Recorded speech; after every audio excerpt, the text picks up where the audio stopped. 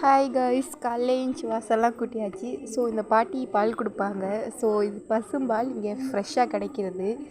So 1 litre 2 லிட்டருக்கு மேலே கொடுத்தாங்க. ஸோ அப்படியே எடுத்து வந்து காய்ச்சிட்டு இருந்தோம். காய்ச்சிட்டு அப்படியே சாப்பிட்டாச்சு. காஃபி பிஸ்கட் எல்லாம் சாப்பிட்டாச்சு. ஸோ எங்கள் பாட்டி காலைல சாப்பாடு செஞ்சிகிட்டு இருந்தாங்க. என்ன சமைக்கிறாங்கன்னு தெரில, செஞ்சிகிட்டு இருந்தாங்க. ஸோ அதுக்கப்புறம் ஒரு 4 விராமீன் இருந்துச்சு. ஸோ பாட்டி அரைஞ்சிட்டு இருந்தாங்க. நான் ஊருக்கு வந்த அன்னைக்கு இருந்துச்சு. 2 நாளாக உயிரோடையே இருந்துச்சு. அந்த கோல சட்டிக்குள்ளே போட்டு வச்சுக்கிட்டே இருந்தாங்க. ஸோ இந்த செடிலாம் பாருங்கள், இது ஏதோ சக்கரவள்ளி கிழங்காம். நான் ஃபஸ்ட்டு வந்தப்போ தெரியல எனக்கு. ஸோ இப்போ தான் பார்த்தேன். ஸோ இது வந்து மருதாணி. ஸோ நம்ம வீட்டு கொல்லை பின்னாடி இதெல்லாம் இருக்குது. மருதாணி, அப்புறம் அங்கே சக்கரவள்ளி கிழங்கிக்கிட்டே நம்ம கொடுத்த சங்குப்பூ விதையிலேருந்து என் மச்சான் வளர்த்துருந்தான். மச்சான் வளர்த்து பூ பூத்து அதை எனக்கு ஃபோட்டோ பிடிச்சி அனுப்பியிருந்தான். ஸோ ரொம்ப ஹாப்பியாக இருந்துச்சு. ஸோ இது நாவப்பழம் மரம். அதை பாருங்கள், அது பப்பாளி. அந்த பப்பாளி மேலே எனக்கு ஒரு கண்ணாவே இருக்குது. ஸோ பறிச்சிடலாம் ஒரு நாள். ஸோ இது வந்து நம்ம கொல்லை தான். அப்படியே ஸ்ட்ரெயிட்டாக போனால் ஆறு வந்துடும். இது வந்து ரெட்டடுக்கு செம்பருத்தி பூ மரம். இது அத்தை தான் வச்சு கிளப்பியிருக்காங்க. இது ஒரு பிங்க் கலரில் பூக்கிற செடி. ஸோ சுற்றி அவ்வளோ நிறைய செடி. ஹைபிஸ்கஸ்லேயே அந்த செம்பருத்தி பூலேயே நிறையா ஒத்தடுக்கு, அப்புறம் திக்காக இருக்கிற ரெட்டடுக்கு இருந்துச்சு. நிறையா அப்புறம் இதாகிட்டு. ஸோ மழை, சரியான மழை 11 மணிக்கெலாம். ஏன்னா எங்கள் தாத்தா பண்ண வேண்டுதல் தான். ஏன்னா பருத்திக்கு மழை இல்லாமல் ரொம்ப காஞ்சி போகிற நிலமையில இருந்துச்சு. ஸோ இப்போ மழை வந்து எல்லாம் பண்ணிட்டு.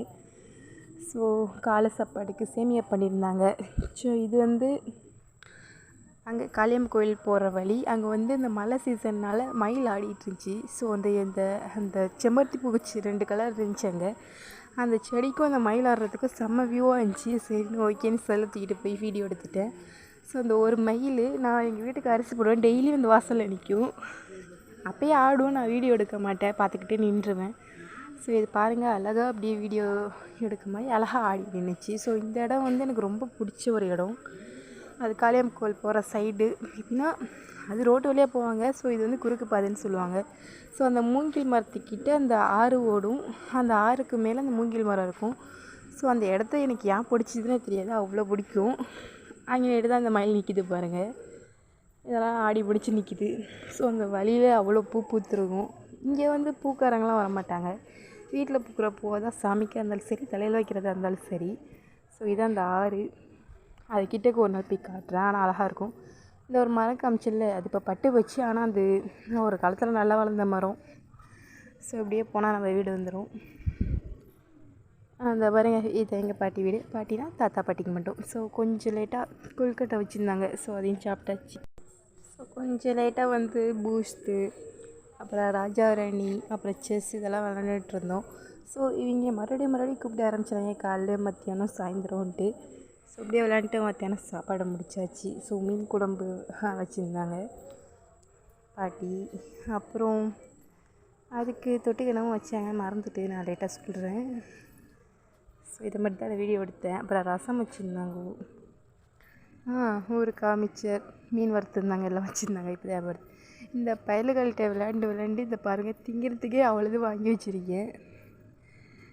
ஸோ அதுக்கப்புறம் நைட்டு விளையாட ஆரம்பிச்சிட்டோம். எப்படின்னா இவங்க எப்போ பார்த்தாலும் மேலேயே தான் பார்த்து விளாண்டுங்க. கிரிக்கெட்டு, கபடி இதே மாதிரி விளாண்டு சுற்றிட்டு இருந்த பயலோவில் தரையை பார்த்து தேட விட்டுட்டோம்.